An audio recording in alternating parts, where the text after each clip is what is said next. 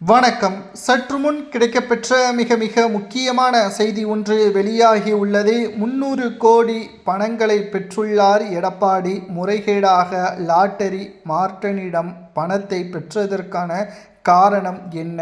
சுயநலமாக எடப்பாடி பணத்தை பெற்று தேர்தலில் அதிமுகவை தோல்வியடைய வைத்துவிட்டார் என்ற குற்றச்சாட்டை சமூக வலைதளங்களில் பிரபல செய்தியாளர் சவுக்கு சங்கர் அவர்கள் வெளியிட்டுள்ள வீடியோதான் சமூக வலைதளங்களில் திமுகவிற்கு அதிர்ஷ்டமாகவும் அதிமுகவின் தொண்டர்களுக்கு கடுமையான கோபத்தையும் ஏற்படுத்தியுள்ளது.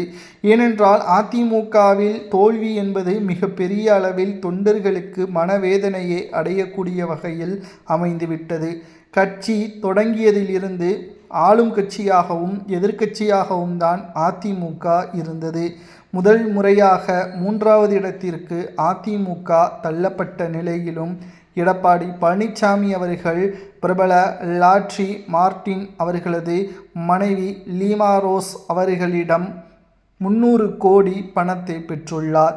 275 கோடி ரூபாய் தேர்தல் பத்திரங்கள் மூலமாகவும் 25 கோடி ரூபாய் ரொக்கமாகவும் பணத்தை எடப்பாடி பெற்றுள்ளார் என்பதை வீடியோ மூலமாக பிரபல செய்தியாளர் சவுக்கு சங்கர் அவர்கள் வெளியிட்டுள்ளார்.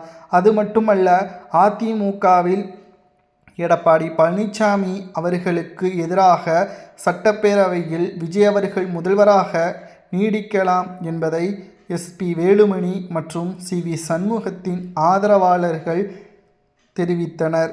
ஆனால் அனைவரது பதவியும் பறித்த எடப்பாடி ஏன் லீமாரோஸின் பதவியை மட்டும் எடப்பாடி பழனிசாமி அவர்கள் பறிக்கவில்லை என்ற கேள்வியையும் முன்வைத்தார். லீமாரோஸ் அவர்கள் பணத்தை பெற்று ஒட்டுமொத்தமாக என்னுடைய பணத்தை திருப்பி கொடுத்துவிட்டு என்னை பதவியிலிருந்து விலக்குங்கள், நீக்குங்கள், கட்சியிலிருந்து நீக்குங்கள் என்று தற்பொழுது தெரிவித்துள்ளார். லால்குடி தொகுதியில் லீமாரோஸ் அவர்கள் வெற்றியடைந்தது பல ஆயிரம் கோடிகள் சொத்து மதிப்பு கொண்ட அவரது குடும்ப தொழிலான லாட்டரியை தமிழ்நாட்டில் அறிமுகப்படுத்துவதற்கு எடப்பாடி ஒப்புதல் வழங்கியுள்ளார் அதிமுக ஆட்சிக்கு வந்த பிறகு. மேலும் இதனால்தான் பணங்கள் கொடுக்கப்பட்டதாகவும் தகவல்களை சவுக்கு சங்கர் அவர்கள் வெளியிட்டுள்ளார். தற்பொழுது மாஜி நிர்வாகிகளை பதவியிலிருந்து நீக்கியுள்ளார். ஆனால் லீமாரோஸின் பதவியை மட்டும் ஏன் நீக்கவில்லை? எடப்பாடி சுயநலமாக செயல்படுகிறார். இதனால் நிச்சயம் அதிமுகவின் தொண்டர்கள் திமுகவின் பக்கமும் தாவேகாவின் பக்கமும் செல்வதற்கு வாய்ப்புகள் இருக்கிறது. இதனால்தான் திமுகவிற்கு அடித்த அதிர்ஷ்டம் என்றும் கூறப்படுகிறது. நண்பர்களே, 300 கோடி பணம் வாங்கியதாக சவுக்கு சங்கர் அவர்கள் கூறுவதை பற்றி உங்களது கருத்துக்களை கமெண்ட் வாயிலாக மறக்காமல் கூறுங்கள். நன்றி, வணக்கம்.